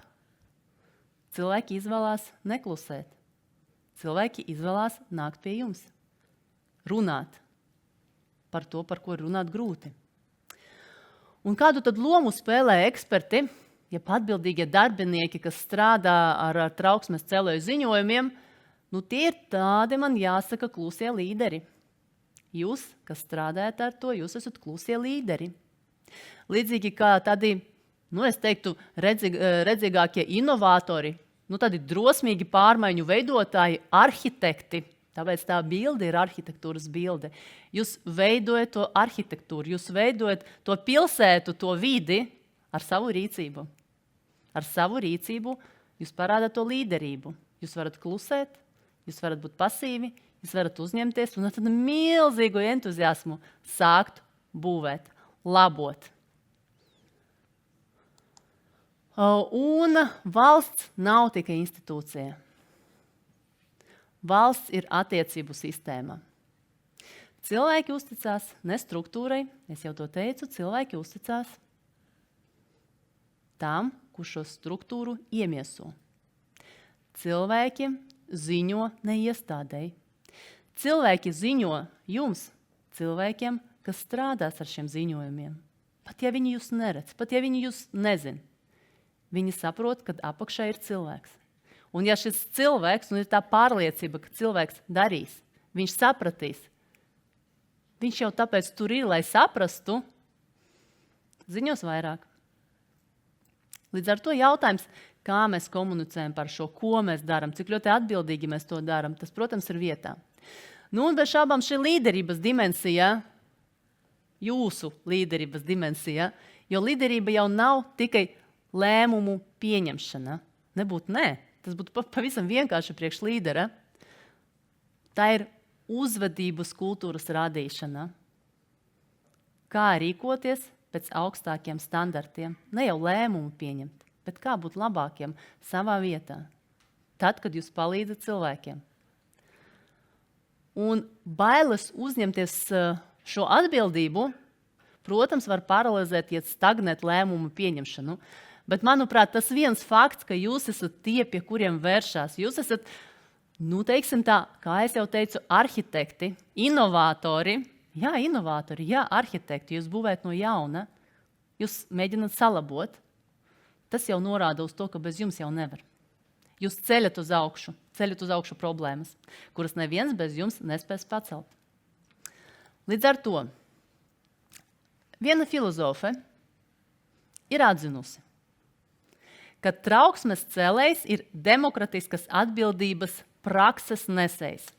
Jo viņš riskē jau tādu savu personīgo interešu dēļ, lai aizsargātu sabiedrību. Tas ir trauksmes cēlējs. Bet kas tad ir tas eksperts, kas strādā ar šiem ziņojumiem. Nu, tas ir tas, kurš ir atbildīgs par trauksmes cēlēju ziņojumu izskatīšanu, un viņš ir tāda taisnīguma arhitekts. Taisnīguma iemiesojums, kurš palīdz pārveidot zināmu risku, kurš potenciāli tur varētu būt, par tādu pozitīvu pārmaiņu spēku, lai būvētu. Atpazīt risku, pārveidot risku un novērst šos riskus. Līdz ar to es jums novēlu, lai jūsos ir tā degsme pamanīt risku, pārveidot risku, novērst risku un darīt tā, lai cilvēki ziņotu, lai cilvēki uzticētos un lai jūs varētu uzticēties. Un, protams, rūpēties par savu labbūtību, par savu veselību, esiet aktīvi, sportojiet, jo aktīvāki mēs esam, jo vieglāk ir strādāt, jo vieglāk būt pozitīviem. Paldies jums liels! Paldies, Karina! Raugos jūsu virzienā paceltas rokas. Ceru kādu sagaidīt, ka neklusēsiet, ka nebūsiet tie, kas klusē un Par iedvesmu jau nav ko klusēt. Iedvesmu vai nu ir, vai nu nav, vai nu parādīsies. Es prezentācijas laikā domāju daudz par ko stāstījāt un par to ziņošanu. Man šķiet, ka var pastīties vēl tādā vienkāršākā līmenī. Bieži vien, nezinu, kāds cilvēks pakritis uz ielas. Un, ko mēs redzam? Labākajā gadījumā cilvēks izvelk telefonu, vai ne? Sliktākajā vienkārši paiet garām. Kas slēpjas tajā nevēlēšanās palīdzēt? Vai tās ir pēdējā slaidā pieminētās bailes, ka mani tur pacels neslavā, vai kas ir tās cilvēcīgās emocijas, kuras mūs attur no vienkāršām lietām, bet arī tā skaitā no ziņošanas? Bailes un kultūra. Tas ir bailes, tie ir aizspriedumi, un tā ir kultūra. Ja ģimenē, ja viss nāk no ģimenes, ja ģimenē mēs netikam audzināti palīdzēt, atbalstīt, būt iejūtīgiem, būt atvērtiem, būt drosmīgiem, nebaidīties, tad mēs to nevaram pārcelt uz tādu ikdienas pieaugušo dzīvi. Līdz ar to mums ar bērniem jāstrādā, ar sevi jāstrādā. Mēs ejam uz priekšu, mēs runājam, mēs nebaidamies, jo mēs zinām, ka mums ir vārda brīvība, mēs dzīvojam demokrātiskā valstī, un pēc labākas gribas, pēc labākiem standartiem tiks izvērtēta katra lieta, kas nonāks trausmas cēlējiem, ziņotāja, eksperta rokās. Mēs šodien daudz arī prezentācijās runājām par sabiedrības informēšanu, par to, ka tai skaitā motivē arī rezultāti, ka mēs redzam un saprotam, tam ziņojumam bija kaut kāda jēga. Man analoģija nāk tikai prātā no valsts vides dienestam, ir tāda SOS lietotne, kur tu vari noziņot par kaut kādām nekārtībām dabā. Tā gan nav trauksmes celšana, bet vairāk vides sakārtošana, bet tur man šķiet, ka labi strādā tas mehānisms, kad tu noziņot, aizsūti to bildi, apraksti, kas tur, kādu maisu vai riepas izgāsts mežā, un tev pēc kāda laika atnāk paziņojums, ir izdarīts, ir savākts, un pēc tam ej, un tu redzi, ka ir tas, tā komanda ir atbraukusi un to nekārtību ir novērsusi, vai kaut kādas līdzīgas analoģijas arī šeit var pielietot, vai arī šeit tomēr dažkārt tie gadījumi ir tādi delikāti un tā vienkārši aiziet, piemēram, pie TV3 vai kādu citu mēdīju pārstāvi un izstāstīt arī laikam nevar, vai ne? Tur nedaudz delikātāk. Ir delikātāk, bet kā es arī rādīju spriedumu, ja mēs esam pārliecināti, ka tomēr valsts intereses, sabiedrības intereses celt šo jautājumu, mēs neredzam pienācīgu rīcību no trauksmes cēlēja eksperta vai iestādes, protams, labāk mēs ejam, ja citu iespēju nav. Bet kopumā es ļoti ceru, ka šis mehānisms strādā kārtīgi, strādā pēc procedūras, kā es saku, un tad nav vajadzību, lieko reizi tracināt tautu. Mums ir ļoti daudz problēmu, ļoti daudz negatīvas informācijas dažādu apstākļu dēļ. Kāpēc tad piesārņot šo telpu ar kaut ko negatīvu? Labāk izdarām kaut ko labu, pasakam par to, ko labu esam izdarījuši, paši sev primāri, padalāmies ar kādu, kurš to spēj novērtēt, un attīstamies, strādājam tālāk. Paldies, Karina, šajā dienā par iedvesmu un labu vēlējumiem. Aplausi Karinai Palkovai par iedvesmojošo lekciju mums. Tā arī to darbu turpināt. Ko, dāmas un kungi, pirmkārt atvadīšos šajā brīdī uz pusstundu no tiešais skatītājiem. Tiksimies atpakaļ ar jums pasākuma turpinājumā. Laipni lūdzam atpakaļ gan šeit visus klātesošos, gan arī visus mūsu tiešraides skatītājus. Sveic atpakaļ pasākumā Redzi, dzirdi, runā, trauksmes celšanas mehānismus šodien un rīt. Un par to šodienas un pagātnes daļu mēs tā kā parunājām, sapratām, kā līdz šim ir veicies, kas ir ļoti būtiski, jo ir jāturpina uz esošā pamatiem, nekas no jauna netiks radīts, netiks spridzināts, viss tiks turpināts un būvēts uz esošajiem pamatiem. Tāpēc otrajā daļā parunāsim par to rītdienas daļu, par turpinājumu, par to, kā strādājam tālāk. Tā skaitā pastrādāsim arī praktiski. Es dzirdēju pie kafijas pauzes, viena dāma dzēra kafiju un teica, cer, ka otrajā daļā varēs tā aktīvāk padarboties, tā padarbošanās arī būs, patiešām darbosimies praktiski. To krēslu bīdīšanu šeit uz vietas mēs nolēmām darīt tieši pirms praktiskās daļas, tā kā, ja jūs esat plus mīnus pēc krāsām sasādušies ļoti labi, ja nē, neuztraucieties, turpiniet baudīt pasākumu turpinājumu, ka tas brīdis nāks, tad mēs arī jūs sadalīsim. Paturpināsim šobrīd par mācībām, kas ir būtisks elements, jau dzirdējām no Valsts administrācijas skolas direktors par to, ka tāda lieta ir, taču ir vērts uzzināt par to vairāk un saprast, kas ir pieejams Valsts administrācijas skolas e-kursā par trauksmes celšanas jomu. Tāpēc ar aplausiem sagaidām mūsu priekšā no Valsts kancelējas cilvēku resursu politikas departamenta Kristīne Stone. Sagaidām! Jā, labdien, klātesošie un attālināti pieslēgušies. Tātad es pastāstīšu vairāk par e-kursu trauksmes celšanu, ko izstrādāja es un Inese. Un tad kopumā tas satur 4 moduļus. Tad par 3 pirmajiem moduļiem pastāstīšu es un tad pa 4. Inese. Tātad pirmais modulis trauksmes celšanas pamati ir domāts vairāk kā ievadkurs. Ievadkurs visiem būtībā nodarbinātajiem tādā mēģinot koncentrētā veidā tad pastāstīt, kas ir tad trauksmes celšana, kāda ir tās nozīme, kā var celt trauksmi, kādi ir šie mehānismi un ar ko tad ir jārēķinās pie katra mehānisma. Kādā veidā tad tiek izskatīts un kā notiek atzīšana, neatzīšana. Šeit ir redzams gan tēmas, gan aptuveni kā izskatās, ja kāds jau nav apguvis šos kursus vai izgājis cauri, bet tas mērķa auditorija tiešām ir viss nodarbinātie, lai vairotu izpratni par to, kas tad ir trauksme, lai saprastu, ka manas algas nepacelšana varbūt gluži nav trauksme, bet ja mans kolēģis kāds izmanto dienestas transporta līdzekli savām vajadzībām, nevis darba, par to tad būtu ceļama tomēr arī trauksme. Lai būtu arī interesantāk apgūt, tad arī šajā modelī ir iekļauti 2 uzdevumi, kā pašpārbaudes uzdevumi, lai saprastu, vai ir apgūts vai nē. Un vienlaikus tā galvenā doma šeit ir, ka trauksmes celšana ir iespēja ikvienam veicināt likumīgu, tiesisku, godprātīgu un pārredzamu iestādes darbību, tieši izmantojot šī tiesības brīvi paust savu viedokli, par ko mēs arī runājām jau iepriekš.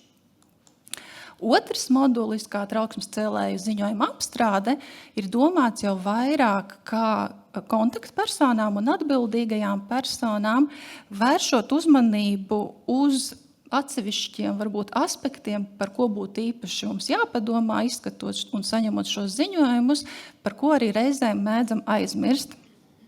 Tātad šis ir padziļinātais kurs, sniedzot šos praktiskos padomus, kā būtu izskatāms vai reģistrējams vai virzāms, kādi ir biežākie izaicinājumi un kā tie būtu risināmi, kā izvēlēties izskatīšanas veidu. Tātad, un trešais, varbūt pie šīs pakavēšos vairāk, ir trauksmes celšanas likuma piemērošanas iekšējā kārtība. Par to jau iepriekš mēs esam daudz runājuši, ka ir nozīme tieši šai organizācijas kultūrai, ar to, ka mēs veicinam to trauksmi, veicinam neklusēt, vienlaikus pasargājam trauksmes cēlējus, jo tā ir tiešām uzticēšanās. Stāsts un iekšējā trauksmes celšanas sistēma ir labs korporatīvās pārvaldības rīks, tā veicina iestādes ilgspēju, caurskatāmību un uzticamību. Un tādējādi iestādēs, atbalstot šo trauksmes celšanas kultūru no nodarbināto puses, tiktu veicināta arī godprātīga un atklāta iekšējā vide un darba kultūras veidošanās, kā arī neiecietība pret pārkāpumiem un cieņpilna attieksme pret trauksmes cēlējiem. Ir jāatcerās pie šī, kad ārkārtīgi būtiski ir izmantot šo un veidot trauksmes celšanas sistēmu, jo tieši caur iekšējo trauksmes celšanas sistēmu ziņojums nonāk un tas problēmas cēlonis ir ātrāk zināms. Un paustās bažas var operatīvi izvērtēt, novēršot iespējamo pārkāpumu, vienlaikus arī iespējams identificējot kaut kādas sistēmiskas problēmas. Un nereti privātajos struktūrās šo arī veicina, lai tādējādi arī reputāciju glābtu. Jo ātrāk mēs novēršam, jo ātrāk mēs izskatām vai konstatējam, ka tiešām tur nav pārkāpuma, to mēs saglabājam savā iestādē. Līdz ar to šajā varbūt modulī ir vairāk arī aicināts padomāt un pievērst uzmanību priekš tā, lai tā kārtība būtu veidota kvalitatīva, lai to atbildīgās personas un kontaktpersonas ir tās, kurām uzticās nodarbinātie, un tas ir tas lielākais atslēgas vārds, ka ir uzticamība kontaktpersonām atbildīgajām, ka tiešām ar rūpību pieies pie problēmas, atrisinās un informācija nenoplūdīs. Tā mēgrupa šim kursam ir ne tikai trauksmes cēlēji, iespējams, varbūt, lai saprastu, kādā veidā tad viņam tur varētu vērst uzmanību vai nē, un kas būs, ja viņš gadījumā anonīmi noziņos, bet tomēr gan atbildīgajām personām, gan kontaktpersonām, un arī iestāžu vadītājiem, to vietniekiem, lai saprastu, cik liela nozīme ir šādas sistēmas veidošanai. Tostarp jau tika pieminēti grozījumi. Grozījumi tiks skatīti trauksmes celšanas likumā, cerams, un pieņemti šajā ceturtdienā ar priekšlikumu sniegšanas termiņu nākamā otrdiena, tas ir 16. decembris. Un šie grozījumi paredz tādas būtiskas lietas, kas turpmāk būs jādara, respektīvi institūcijai būs jāveicina. Arī mums kā iestādēm, ka personas sākotnēji tomēr ziņo, izmantojot iekšējos trauksmes celšanas sistēmu, ja mēs spējam uz to efektīvi reaģēt jau iekšē un nepastāv represija risks. Tādējādi kaut kādā veidā šīm kārtībai jābūt, jau jāsāk jums domāt, kā viņa būs pieejama visiem nodarbinātajiem, iespējams gada kādos pasākumos vēlreiz atgādināt, kur un kā var ziņot. Un, ja kādam nav vai viņa nav izstrādāta līdz galam, tad varbūt tas arī pēdējais brīdis to izdarīt, jo, diemžēl, tad, kad atnāk pirmais ziņojums, tad mēs redzam, ka iestājas panika. Ko darīt, kam vīzēt, kam parakstīt, kam tālāk skatīt, ko anonimizēt vai ko pseidonimizēt. Un arī tas, kas ir vēl būtisks ar šiem grozījumiem, tad visām kompetentajām institūcijām vajadzēs pārskatīt regulāri šo iekšējo iesniegšanas un izskatīšanas kārtību, bet ne retāk kā reizi gadā. Un var pārskatīt, protams, ņemot vērā savu pieredzi, kontaktpersonu no citām institūcijām vai kontaktpunkta pieredzi, un, ja ir nepieciešams, tātad to precizēt, respektīvi iet laikam līdzi un to kārtību mainīt. Tā kā es pieminēju šos grozījumus, tad arī tiklīdz mēs zināsim, ir kaut kas atbalstīts vai nav atbalstīts otrajā lasījumā, kas ir iesniegts uz trešo lasījumu, tad visi moduļi tiks precizēti. Un arī vadlīnijas, ko mēs esam izstrādājuši, mēs precizēsim un knābam jau nodosim skaistas precizētas vadlīnijas, izpildot vēl savu pēdējo mājas darbu. Un tad es tagad aicināšu Inesi pastāstīt par 4. modeli vairāk.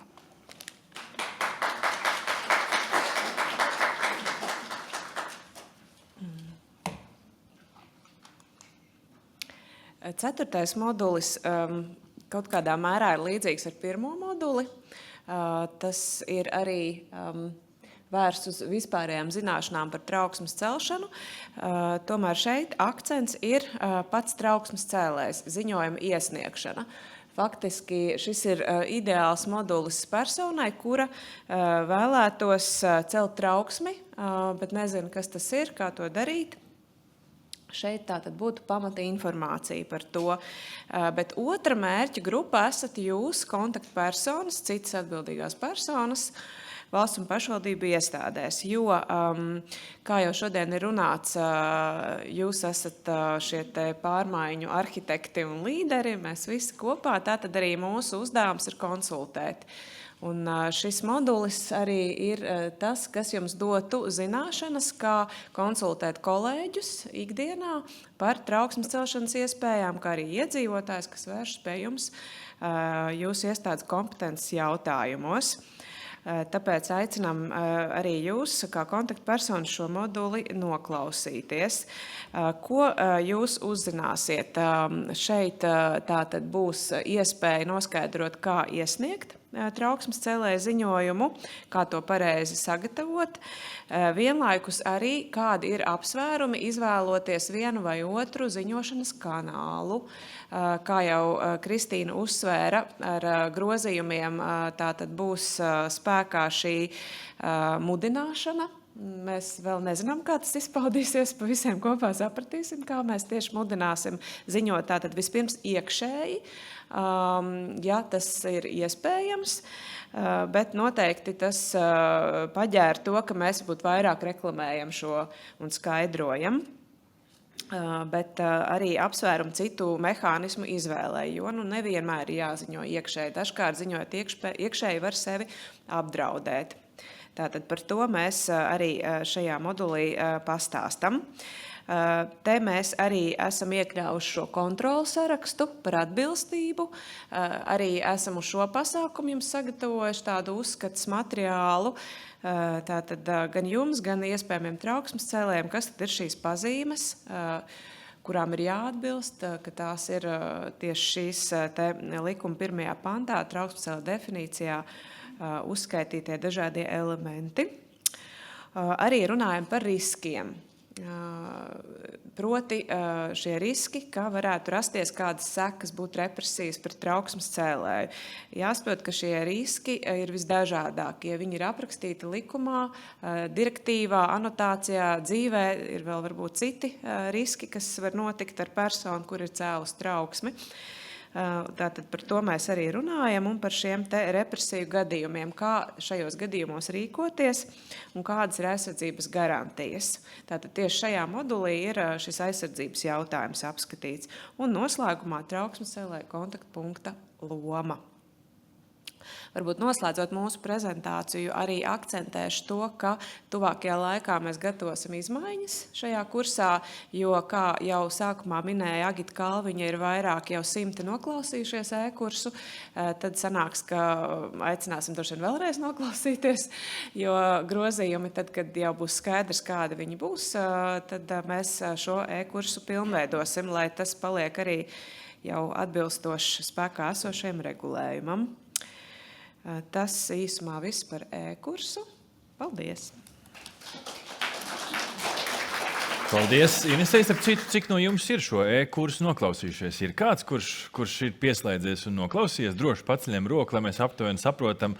Diezgan daudz, gan arī 50% būs atkārtošanas zināšana māte, būs arī atjaunos. Tas ir prieks, ka arī kurs iet līdzi laikam un turpinās. Starp citu, cik no jums ir tādi, kuriem patīk pārmaiņas, kur jūtās komfortā par to, ka kaut kas mainās? Paceļam droši roku, lai mēs saprotam, cik ir tie aktīvi. Un tad laikam visi pārējie ir tie, kam labāk, kad stāvoklis ir stabils. Ja? Es laikam neapskaužu to mūsu nākamo runātāju, kurai ir jānāk ar vēstījumu abām šīm grupām. Gan tiem, kuriem patīk pārmaiņas, gan tiem, kam labāk tas stabilais stāvoklis.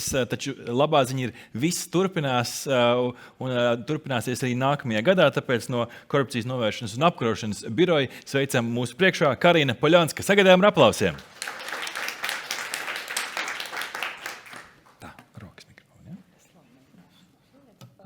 Labdien, visi klātesošie! Man prieks jūs visus šodien uzrunāt, gan tos, kuri šo funkciju jau pilda kādu laiku, gan manus kolēģus, ar kuriem man būs jāpilda šī funkcija, gan arī jūs, kas šo funkciju jau savās iestādēs un pašvaldībās pildat. Sveicieni jums visiem, paldies, ka ieradāties. Te jau mums bija no tiesības sarga tāda tā kā lekcija par trauksmes celšanu, tā skaitā arī par vēsturi. Un man ir jautājums par, vai jūs ziniet, cik vecs vai cik sens ir pirmais regulējums saistībā ar trauksmes celšanu? Varbūt ir kādas idejas, kad tika pieņemts pirmais, teiksim tā, oficiālais likums, jeb regulējums? 2000 gadi. Vispār pasaulē. Nav tā, ka Lielbritānijas likums bija pirmais. Iespējams viens no pirmajiem, bet jā, es teiktu, ka pirmais tomēr bija Amerikā. 1778. gads, kad rezolūcijas veidā kongress pieņēma tādu tā kā regulējumu, ka jūrniekiem ir jāziņo par, ja viņiem ir tiesības ziņot par flotē notiekošajiem pārkāpumiem.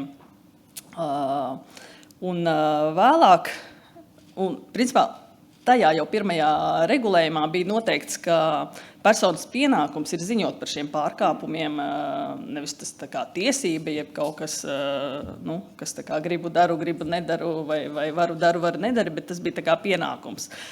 Un tad vēlāk, 1863. gadā, tā saucamais Lincoln Law, jeb Lincolna likums tika pieņemts, un tas jau savukārt paredzēja to, ka tas notika pilsoņu kara laikā, un bija paredzēts, ka jāziņo par pārkāpumiem, kas saistīti ar valdības krāpšanu, saistībā ar munīcijas, kura ir nekvalitīva piegādi. Līdz ar to mēs esam ļoti jauni šajā ziņā. Mēs esam pieņēmuši likumu tikai 2019. gadā, bet, manuprāt, mēs esam uzsākuši ļoti labi, jo par šiem gadiem esam jau saņēmuši vairāk kā 2000 ziņojumu. Un, tas ir labs starts. Protams, jāatzīst, un arī, kā mēs jau redzējām, Delnas pētījums rāda, ka mūsu sabiedrība trauksmes celšanu uztver tā nepārāk pozitīvi. Bieži vien to sauc par kaut kādu stučīšanu, bet līdz ar to mums visiem, jums kopā ir ko darīt, ir pie kā strādāt. Šis mehānisms ir jātīsta, jādara viņš efektīvāks, ar sabiedrību jāstrādā. Sabiedrībai jāstāsta par to, cik tas ir svarīgi un nozīmīgi. Šodien jau ir, protams, daudz ļoti teiks par to, cik svarīgi ir trauksmes celšana, līdz ar to es neatkārtošos. Bet skaidrs, ka trauksmes celšana ir ļoti būtisks mehānisms jebkurā demokrātiskajā valstī.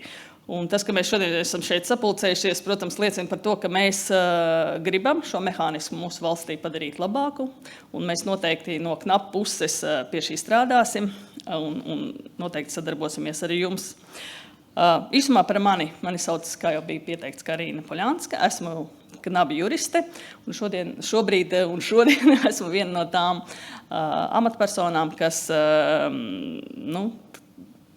vada šo procesu, kas saistīts ar kontaktpunkta funkciju pārņemšanu no valsts kancelējas. No KNAP puses varam apstiprināt, ka šobrīd ļoti cītīgi strādājam un gatavojamies šīs funkcijas pārņemšanai. Zināmā mērā mēs gan strādājam, gan arī mācamies, jo šī funkcija ir jauna arī mums. Mēs centīsimies darīt tikpat labi to, cik darīja valsts kancelēja. Gribētos viņus arī pārspēt, kaut gan viņi ir uzstādījuši diezgan augstu latiņu. Paldies viņiem par to.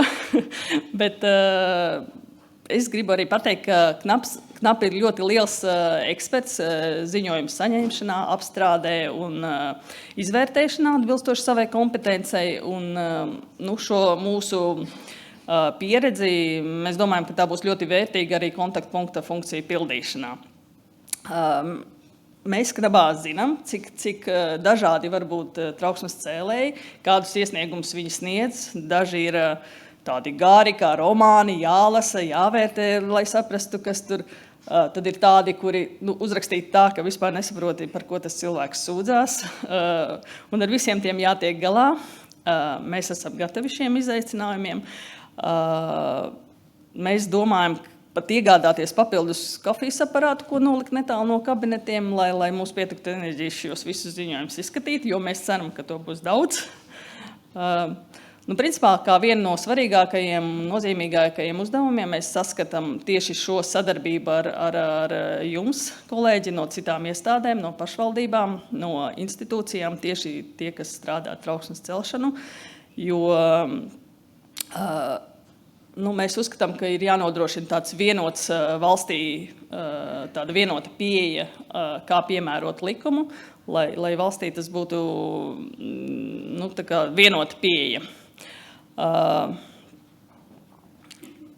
Vēl no savas puses, kā funkcijas pārņēmējs, gribu uzsvērt, ka nekas netiek uzsākts no jauna, nekas netiek pārtraukts, vienkārši tiek turpināts. Tas, kas attiecās uz jums, tiek mainīti, protams, saziņas kanāli, būs citi telefoni, būs citi e-pasti,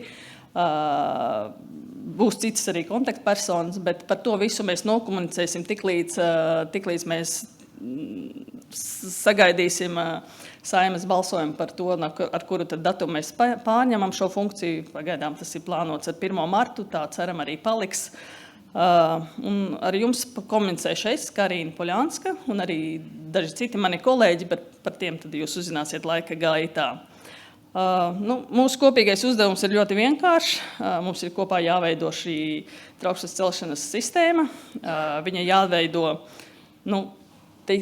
tāda, lai tā būtu droša trauksmes cēlējiem, lai viņš tajā justos droši. Un tai pašā laikā mēs, kā atbildīgās personas, kas šo trauksmes celšanas mehānismu īsteno, lai mēs būtu pietiekami izglītoti un būtu pārliecināti par tiem lēmumiem, ko mēs pieņemam. Un šajā sakarā mēs plānojam arī vairākas apmācības. Pirmās jau apmācības ir ieplānotas uz janvāra beigām. Un nākošās mēs ceram, ka tās būs februārī. Šobrīd mēs komunicējam ar ārzemju speciālistiem, kuri varētu novadīt pie mums apmācības. Tie ir speciālisti no Eiropas trauksmes celšanas institūta. Šobrīd mēs skaņojam tās tēmas un to formātu, kādā tas varētu notikt, bet noteikti mēs ar jums sakomunicēšam un visu šī informācija un uzaicinājumi tiks jums nosūtīti. Noslēgumā vēlos pateikt jums par līdzinējo darbu liels paldies. Turpināsim to. Un es ceru, ka mūsu sadarbība būs ļoti cieša un veiksmīga, un mēs šo trauksmes celšanas mehānismu spēsim padarīt efektīvu kopā. Paldies! Paldies, Karin, un prieks iepazīties. Ir visnotaļ būtiski šādos brīžos, kad funkcijas tiek pārņemtas, arī iepazīties un redzēt cilvēku sajā. Tas arī beigās veicina to komunikāciju, veicina to uzticību. Tā kā, karina.polanska@knap.gov.lv, vai ne? Tas arī ir e-pasts, ko nākotnē cerams, ka no marta arī varēsim izmantot, ja ir kaut kādi jautājumi. Vēl vienreiz. Tas noteikti nebūs vienīgais, jo droši vien būs kaut kāds arī kopējs e-pasts, lai ne tikai es redzu, bet arī kolēģi piemēram, ja manis nav uz vietas. Bet to mēs visu nokomunicēsim. Lai Karinai to kafiju vienai nav jādzer, lai dzert kopā ar kolēģiem. Aplaus Karinai. Paldies! Dārgie tiešraides skatītāji, izsaku arī jums lielu pateicību, ka pievienojāties mums, vai arī pēc tam skatījāties šo pasākumu ierakstā. Es ceru, ka iedvesmu jūs esat noķēruši, ka tālākais ir skaidrs. Mēs šeit uz vietas padarbosimies praktiski, taču jums es novēlu būt tiem, kas nav tie, kas klusē, kas nav tie, kam ir vienalga, kas ir tie, kuri iestājās tai skaitā par mūsu valsts demokrātiskumu un šajā pretkorupcijas dienā arī pret dažādu netaisnību novēršanu. Tā kā aplaus arī mūsu tiešraides skatītājiem.